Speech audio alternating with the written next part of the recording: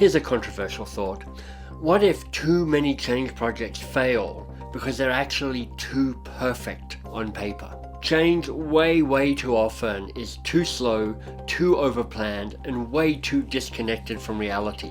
It drives me nuts. I'm Michael Bungay-Stanier. In this episode of Change Signal, we're going to dive into why moving from abstract to concrete and quickly is what can really make a change project work. You'll learn how to test your ideas before betting the farm and why your big change idea might be something that your stakeholders barely even notice. This episode is how you bring the very best of Silicon Valley innovation to transformation and change. I'm Michael Bungay-Stanier. Welcome to Change Signal. This is the podcast where we cut through the blather and the BS and the noise to find the good stuff that works in change management.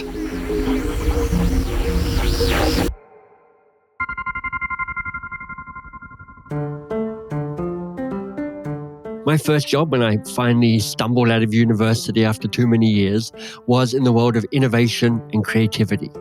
It was really old school. I was running focus groups all over the UK, trying to hear clues about the future in these conversations about the present. And, I can boast to you about my small role in helping to invent stuffed crust pizza and what's been called the world's worst single malt whiskey another time. One of the things I really quickly learned in that job is that you had to prototype to figure out what ideas were really going to work. You can't just talk about it. You have to make it real. You have to show people. You have to iterate. This is how you find the path to success. This is John Zeratsky. I think that the faster you can go from abstract to concrete, you can eliminate the ambiguity, but you do it in a way that doesn't bet the farm. It doesn't put the company at risk. It doesn't put your reputation at risk. So warning, rant coming. My experience of change management has been the opposite of abstract to concrete. It's more like abstract to jazz hands via vague promises, via way of, let's say, organizational jargon. I mean, I know I'm exaggerating a little, but only a little. Change at its most typical is slow and awkward and overplanned and disconnected from reality. It drives me nuts. That's exactly why I've got John Zeratsky here, because John's expertise is actually adjacent to change management. He was a design leader for YouTube and Google, and then moved to Google Ventures, where he invested in and mentored startups.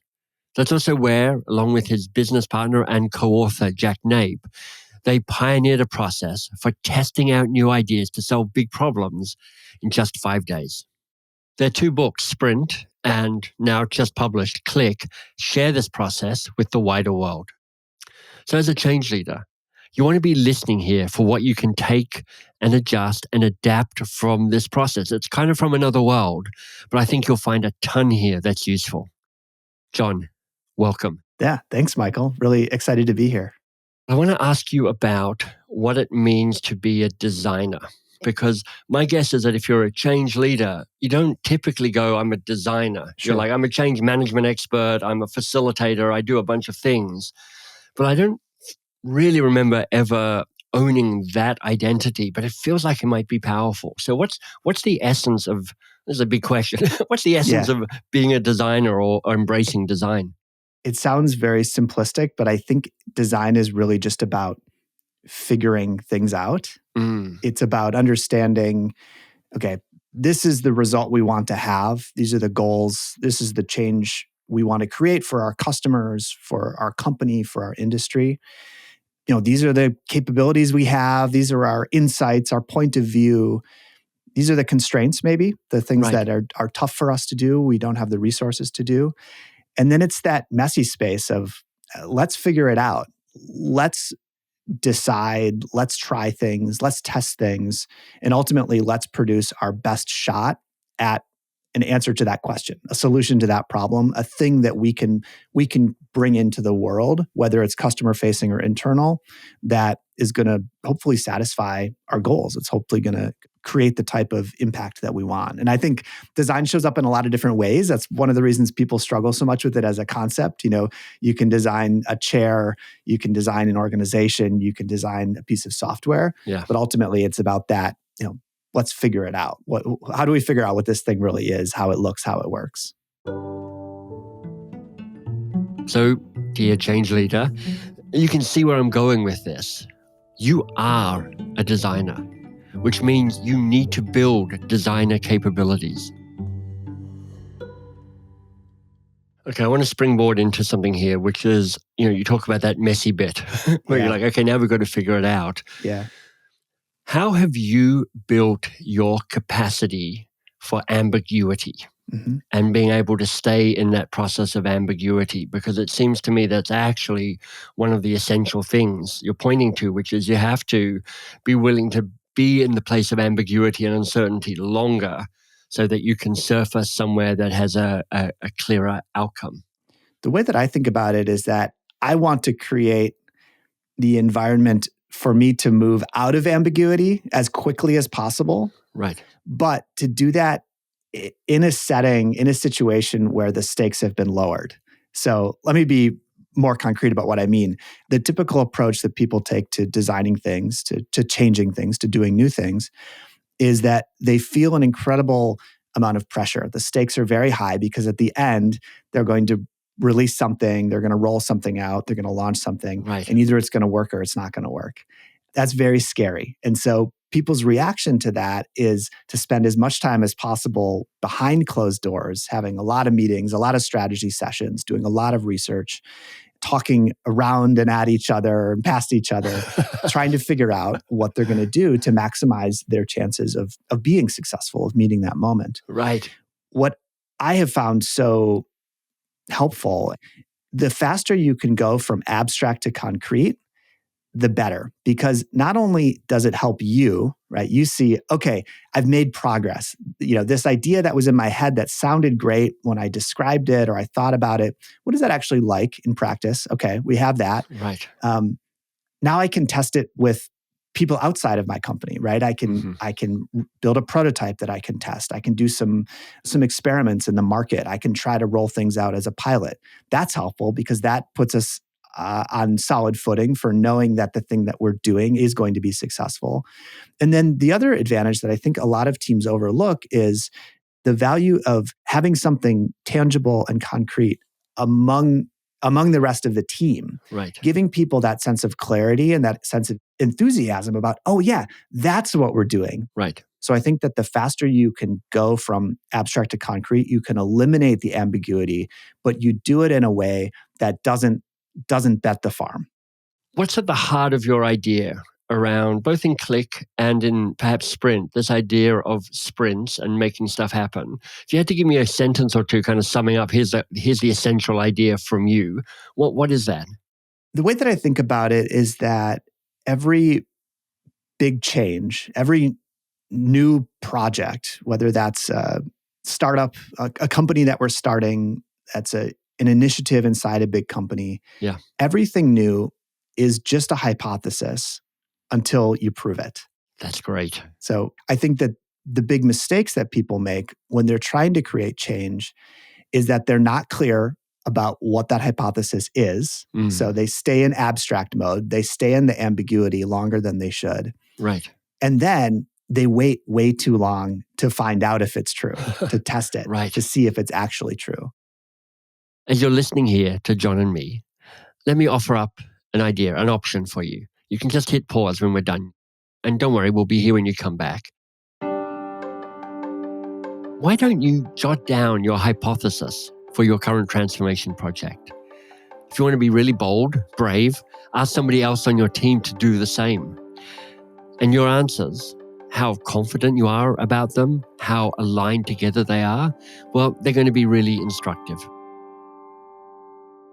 I'm excited about this because I just remember the many change conversations I've had that involved a lot of jazz hands, a lot of kind of waving things around and kind of talking in big ideas. And I love the point you're making, which is we're doing that to try and talk ourselves into confidence. So If I'm now leading change in an organization, where do I start? What's the first thing I should be thinking about? Where would I even begin with this? If I'm like, I've got to stop with the abstract conversations. I got to get into this process. Yeah. Maybe I can talk through the foundation sprint that we use with new startups, with companies that are just getting going. I'd love that. One of the things that works so well about startups is that they are very small. They only have a small team. They have a focused team.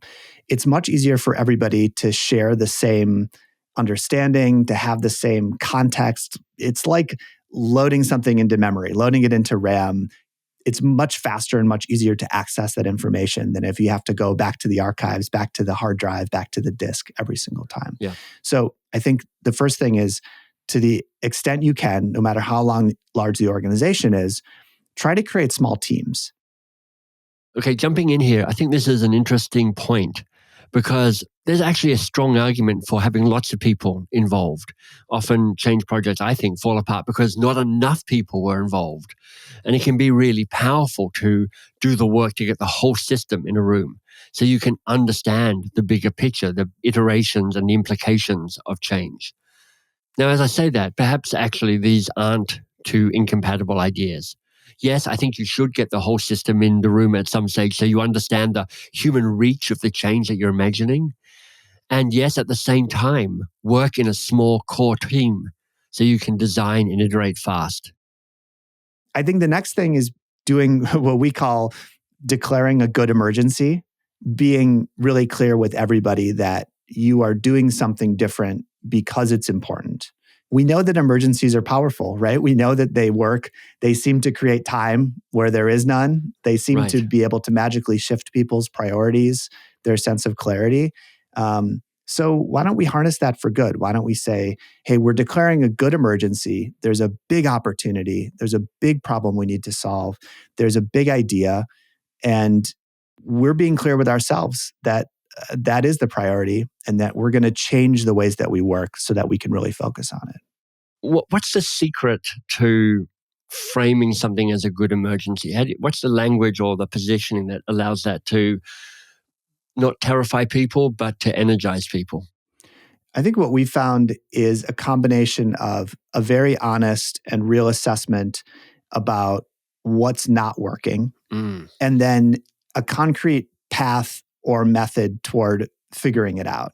If you just go to people and you say, this isn't working, it's a problem, but you have no solutions, then people aren't going to join you in that fight. If you go to people with just a solution or just a path and you say, hey, I've got this really cool idea. What do you say? Like, let's do it. I just read this book. It's called Sprint. I think we should run a sprint. What do you think? Yeah. People are less likely to sign up for that because they're thinking, there's so much work to do. There's all these things going on. I think if you can pair those two things, you can connect with people on, this is very real. This is something that I've heard you talk about as a leader. I've been hearing about from my team. Our customers are talking about it. Okay, you're with me? Great. And here's what I think we should do about it. I think that combination works really well. You'll hear our conversation from here get increasingly design focused as we work through the click process. But stick with it, because the work, I think, is to keep seeing the connections between the classic change work and this work that we're hearing from John. What's the next step then? So the foundation sprint itself is basically 2 days worth of work. So it's something that's pretty easy to fit into a schedule. It's not a huge amount of time. And really, it's kind of like 3 big components. So the first we call the basics. And the basics is mostly, there's a few other things in there, but it's mostly about who is the customer and what is the problem that we're trying to solve for them. This sounds basic because it is. It's the sort of thing that you assume that everybody is completely aligned on, that's crystal clear to everybody. But it turns out when you ask everybody on a team, everybody in a room, hey, who's our customer for this project? Like, who are we doing this for? And what are we trying to fix for them? What problem are we trying to solve? Yeah. I am, every single time we do this, I'm just amazed at how helpful this conversation is. Right. You think it's going to be the thing that we're just going to fill in the blanks and move past it. But every time it's a really helpful conversation. Now, obviously in change, we don't have a customer in the classic sense of the word, but we do have stakeholders. So for your senior leadership team, well, what are we trying to fix for them? What's the real challenge here that needs to be solved? For the sponsor in particular, what does success really look like for them? And for the people going through the change, well, what problem are we trying to solve for them? The second is really important. It's an activity that we call differentiation. So we believe that the sort of key to designing products and services that really click with customers is differentiation. Right. I think that most teams, they believe that what they're doing is a big change. Internally it feels like a big change, Yeah. but to customers, they barely notice that anything's different, right? So there's this sort of asymmetry, this imbalance of we think we're doing something that's very different, but our customers don't see it as very different at all. Yeah, it's the classic building a better mousetrap. They're like, actually, my mousetrap works fine. Yeah, exactly. Your 3% better mousetrap is just the same damn mousetrap. Totally. So it's not different. So we go through a series of exercises in differentiation where we look for different criteria that we could differentiate on. And we generate a ton of these. So we start with some standard ones like fast versus slow, free versus expensive. Right. But then we encourage the team to create their own criteria, their own scales. And we look for the ones where we are radically different, the ones where we are extremely different than what exists today. Whether that's our existing solution or a competitor's solution. But it really gives us something specific that we can then go out and talk to customers about, we can embody in whatever we're making, and we can rally the team around. I know people who are listening who are maybe thinking of a classic change project. They're kind of going, well, this is a product development rather than a change process. But here's what's striking a chord for me just in the moment is any change process has a significant cost to it, an opportunity cost, the exhaustion of everybody going through it again, not to mention time and money and resources. And I think it's a rarely asked question to go, this is what we're currently dreaming of for this change project. Is it even worth it? Yeah. Because it's going to cost us that amount of money. It's going to distract people this amount of time. It's going to have a cost on morale and enthusiasm because it probably won't work the way we want it to work. Yeah. So I'm going to leap in and build on my own comment here. Because I am also curious to ask, how might this change process look and feel different from what's gone before? If everyone around you is exhausted and skeptical of the usual experience, and you know that to be true at least to some extent, if their resistance is up, how might you sidestep that with design and with differentiation?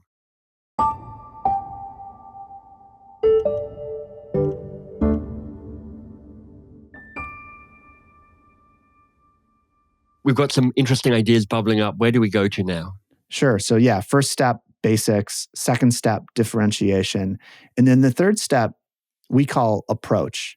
And so this is about deciding what you're going to do first. What is the form of the solution that you think is most likely to work?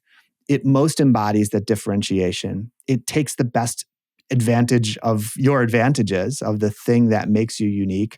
It's the best possible solution to that problem. And it gives you a framework for evaluating different approaches, different solutions.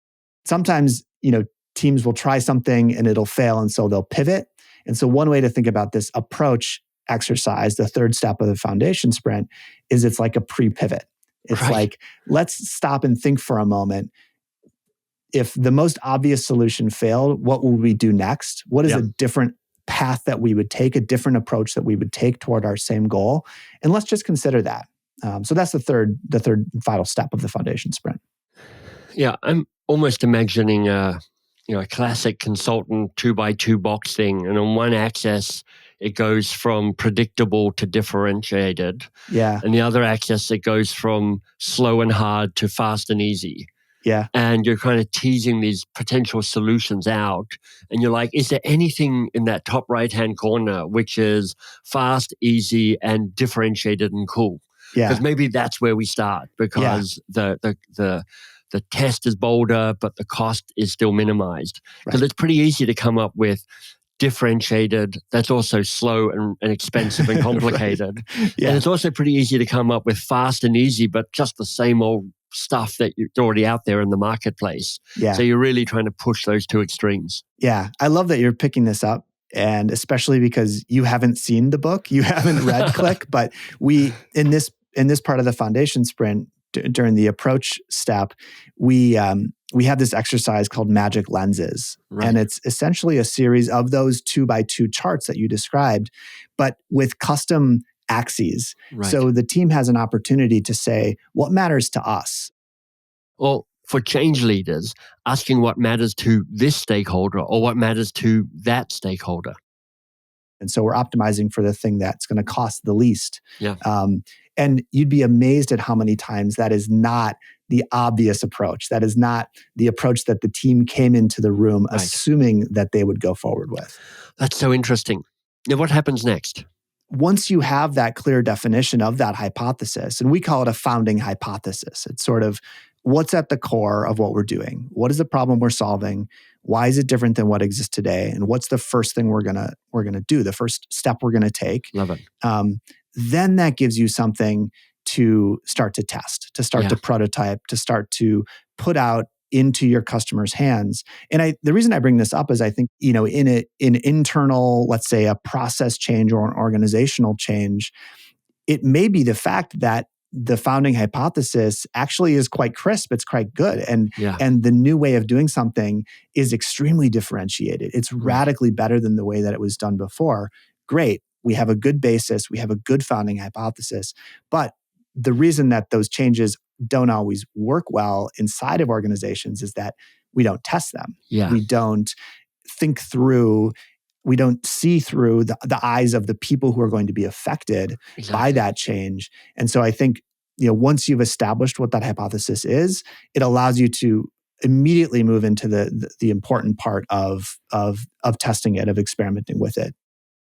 And a reminder, if you haven't already listened to it, the very first episode of Change Signal is with Pim de Moray, and it digs a little deeper into what makes for a good change experiment. John, where do people get this sprint wrong? Where do they stumble? I mean, if they're not being guided by you, where you've got a steady hand on the tiller, and they're trying to figure some of this stuff out themselves, what's the most common mistake you see or you hear about? The biggest mistake we see is that people want to make everything perfect. They end up spending too much time. They have really detailed, argumentative conversations about what they're going to put into that founding hypothesis. And there's a fine line here. Some of those conversations are very important. They're very generative. They're productive. And they need to happen. They're important conversations. But at some point, it sort of dilutes the power of the hypothesis, which is that it's this quick thing that you test. If you spend too much time trying to make it perfect, then you are less likely to want to test it. You are less likely to listen if you find out that it's wrong. Right. And it may be too late to do anything about it. It may be too late to actually change it. So that's probably the biggest mistake we see. I love that. And if you were to sum up your core idea? The most important thing, I think, is that when you're doing something new, when you're working on some big change, fundamentally, it's just a hypothesis until you test it. There is always something unknowable in anything that is new. Yeah. If we can accept that as true, if we can set aside our ego for a moment, set aside the fear for a moment, and accept that's true, then we can start to get tactical about what we're going to do about it. We can be very clear about that hypothesis. We can write down concretely, here's what I think is true. We can run experiments. We can prototype things. We can run pilots. We can test whether that's true. Yeah. Ultimately, that's a better use of our time. our limited resources, our limited time that we have, that's time better spent, it's more likely to be successful. And I think it's more respectful to the people we're doing it for, whether that's our coworkers internally, whether that's customers or other stakeholders out in the world. We owe them something that works, something that actually makes a difference. And so I think this idea of admitting what we don't know and finding a path to figuring it out, to building that clarity and that confidence, that's, I believe, the most important thing about change. For people who want to find out more about you, your work, the new book, where do they find you in the world? The best place to start is jakeandjz.com. So that's my co-author and business partner, Jake Knapp, and I, jakeandjz.com. Perfect. We have a podcast. We have links to the books. We put out a ton of free resources and templates about how to apply these ideas, even if you don't buy the book, which I hope you will. I hope you'll pick up a copy and check it out. But jakeandjz.com, it's the best place to start. That's brilliant. Thank you. This has been fantastic. Yeah, thank you. Something that might make you a little anxious and a little resistant to sharing ideas and prototypes is that it just might not feel ready enough. And somehow that will reflect badly on you. And I get that. But what John would say, and what I would say as well, emphatically, is to be brave and know that a little unready is often better for you and for them. There's less at stake for both of you. I'm actually a huge believer in showing people something that's a little less polished. Weirdly, it's easier to engage with. That's actually why in my 2 TEDx talks, you've seen me with a flip chart, a handwritten flip chart. I mean, it's messier, it's more vulnerable, it's more human than a slick PowerPoint deck will ever be. I just think if things are so airtight and polished and complete, it's so much harder for somebody to find a way in to engage with it. Now, that said, this podcast has been really worked on to provide you with a gorgeous listening experience. Pedro, my producer, and I spend a ton of time getting it just so. So if you're moved to recommend it to another person in change and transformation, a delightful person like you, well, that would be marvelous. And if you'd like to give it some stars or a review on your platform of choice, well, I'll take that too. That would be great. There's more at thechangesignal.com, including our excellent weekly newsletter, short, sweet, and awesome. So this is Change Signal, where we cut through the blather, the BS, and the noise to find the good stuff that works. I am delighted you're here.